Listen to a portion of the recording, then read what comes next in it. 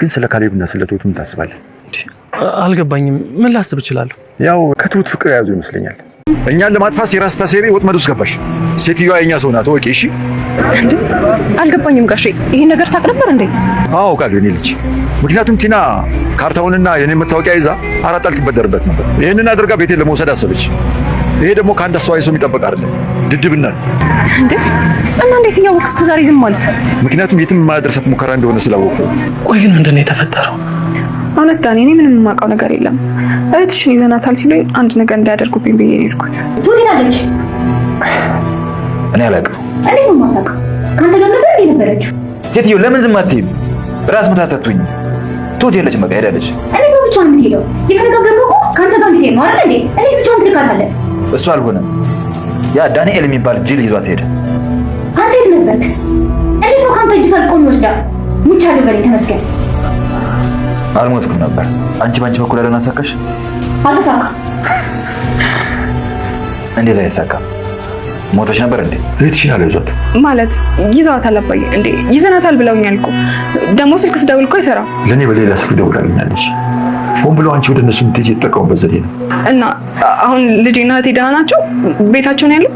አዎ ይመልሽ። ከነሱ ጋር እንዳሉ አረጋግጠሽ ነው ይሄን ሁሉ ነገር ያደረግሽው? ተው እንጂ ዳኒ፣ ስንት ጊዜ ነግሬሃለሁ። ዳኒ፣ ከነሱ ጋር መሆንክን እኮ አሁን አይደለም ያወቅኩት። እንዴት ብዬ ነው ቀዴን የምነግርህ? አሁን ተናድጃለሁ። ከፊት ይዞር በይልኝ። እኔ እናንተ ማለት እንደዚህ የሚባል ነገር የለም።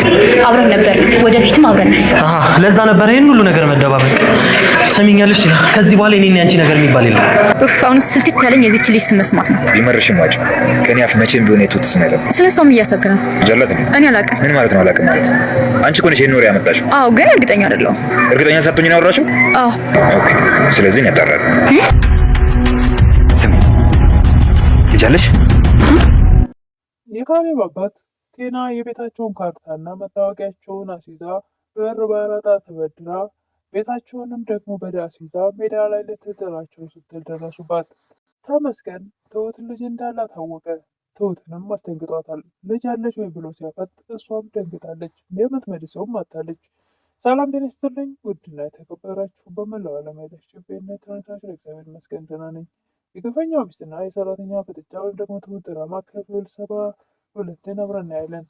የባለፈው ክፍል ተመስገን እህትሽን ማዳን ከፈለግሽ እኔ የምነግርሽ ቦታ ላይ ነኝ በማለት ለትሁት ደውሎላት ነበርና ትሁት ወደ ተመስገን ወዳለበት ስትሄድ ነገር ግን ያገኘቻት ቴናን ነበር።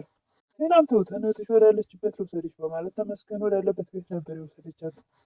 አሁን ሁለታችሁን ካገናኟችሁ በኋላ ፈረስ ያደርሳል እንጂ አይመልስም በማለት ትሁትን ትታት እኔ ስራ አለብኝ ወደ ስራ ልሄድ በማለት ወዲያው ትወጣለች።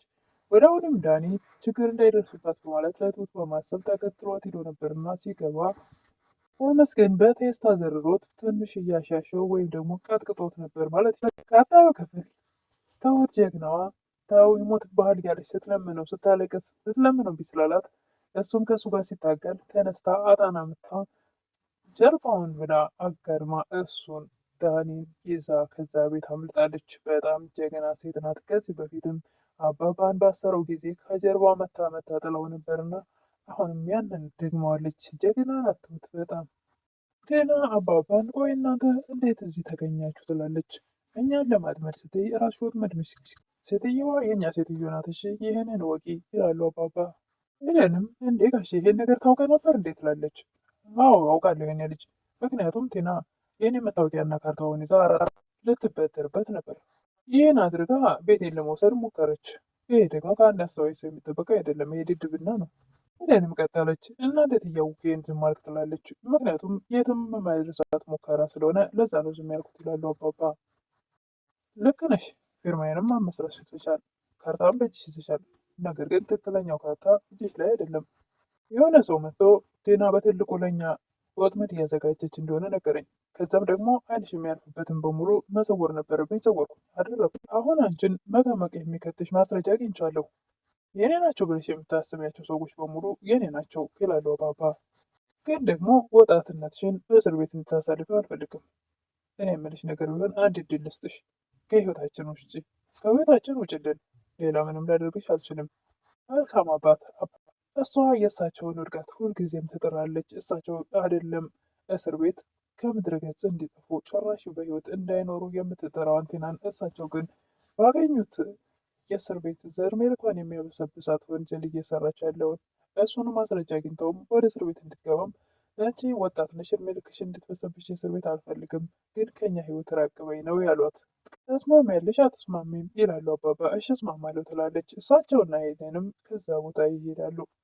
ዳኒም ትሁት ተመስገንን በጣና መታ እሱን ወደ ቤት ደጋግፋ ወስደው ነበር እና ቆይ ትሁቴ ምንድነው የተፈጠረው ይላል። እኔ የማውቀው ነገር የለም ተመስገን ደወለልኝ፣ እህትሽን ከፈለግሻት እህትሽን ማትረፍ ከፈለግሽ እኔ በምሰጥሽ አድራሻ ነው ያለኝ። ሄድኩኝ። የደወለው እሱ ያገኘዋ ደግሞ ቴናን ነው። ምንም የገባኝ ነገር የለም ትላለች ትሁት ለዳኒ። ተመስገንም ትሁት ስርራበት ከነበረው ቦታ እነሱ ጥለውት ከሄዱ በኋላ እንደምንም ተፍጨርጭሮ ራሱን ለማንሳት ይሞክራል። ወዲያውንም እንደምንም ብሎ ከተነሳ በኋላ ቲና ትመጣለች። ልጅቷ የታለች ትላለች። እኔ አላውቅም ይላል። እንዴት ነው የማታውቀው? ምንም የማታውቀው ከአንተ ጋር እንዴ ነበረችው ትላለች። እባክሽ ተይኝ ራሱ ታዘብኝብኝ በቃ ጨቅጭቄን ትሁት ሄዳለች ትሁት ይላል ተመስገን። ምን ማለት ነው? የምትሄደው ከአንተ ጋር እንድትሄዳለን እንዴ ተስማማ ነው ትላለች። ያ ዳኒ የሚባል መቶ ወስዷታል። እንዴት ነው እሱ ሊወስዳት የቻለው? አንተም ሞተ ነበር እንዴ ትላለች። ሽበት ተሳካልሽ እንዴ? አልተሳካም። እናንቺ ሞተሽ ነበር እንዴ? ሞተሽ ነበር ሞተ ነበር እያሉ ሁለቱ የተራረቡ ጀመሩ።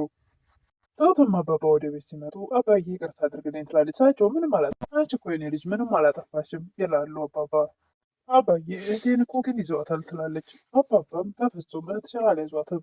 እንደ አባዬ ማለት ይዘዋታል እኮ ይዘናታል ብሎኛል፣ ደግሞ ስልኳ አይሰራም ትላለች ትሁት። አባባም ስልኳ አይሰራም የኔ ልጅ አትጨነቂ፣ በሌላ ስልክ ላይ እንደደወላልኝ ነበር አንቺ ጋር ያልደወለችው ለደህንነቷ ለትሁት ሲባል አትደውይ ወደ እሷ ችግር እንዳይፈጠር ብያት ስለነበረ ነው። ለእኔ በሌላ ስልክ ደውላልኛለች ሲሏት እሷም ደስ ይላታል። ቴና ዳኒን ስታገኘው የተናደድክ ትመስላለህ ትላለች። አንቺ ቆይ ግን ይህን ሁሉ ነገር ማድረግ ምን አስፈለገ ይችላል? አሁን እኮ አሸናፊዎቹ እናንተ ናችሁ እኔ አይደለሁም ትላለች። እና ከእነሱ ጋር እንዳላወቀች ነው ሁሉ ነገር ያደረገ ምንድን ነው የምታደርገውን ነገር የማትነግረኝ ይላል። ከእነሱ ጋር መሆን ግን እኮ ቀድሜ ነው ያወቅኩት። ስለዚህ እንዴት ነው ቅዴን የምነግርህ? ዞር በይልኝ አሁን ከፊቴ በጣም ተናድጃለሁ ይላል ዳኒ። አንተም እኔም ተበሳጭተናል እና ይልቁን እየጠጣን ብስጭታችን እንርሳ ትላለች። እኔ ከአንቺ ጋር የምጠጣው የምነጋገረውም ነገር የለኝም ይላታል ዳኒ። እኔም እኮ አልተሳካልኝም ስለዚህ ትላለች ቴና። ዳኒም እንኳንም አልተሳካለች ብሎ ተነስቶ የጠጣበትን ከፍሎ ጥሏት ይወጣል። ኤደንም ለዳኒ አባዬ ቴናን እስር ቤት የሚከት ደረጃ ምንድን ነው ግን ዝም ያለው ትላለች ኤደን። ታውቂያለሽ አባዬ ሰውን ማስጨነቅ ወይ ደግሞ ችግር ውስጥ መክተት አይፈልግም። ማንም እኮ ይቅር ባይነትን አይጠላም። ነገር ግን እንደዚህ እዚህ ድረስ የደረሰ ነገር መታለፍ የለበትም። ልክ ነሽ፣ ግን ወጣትነቷ ላይ መፍረድ አልፈልገም አባዬ። እሷ እኮ ዛሬ ሲያልፋት ነገ ሌላ ተንኮል እየጨመረች ነው የምትሄደው። አባዬ ደግሞ እኔ ልቆጣጠራት እስከቻልኩ ድረስ ምንም አታመጣም ይላል። አንተ ከእሷ ጎን ስለሆንክ ነገሮች ከሽባት ኖሮ ምን ታደርግ እንደምትችል አስበዋል?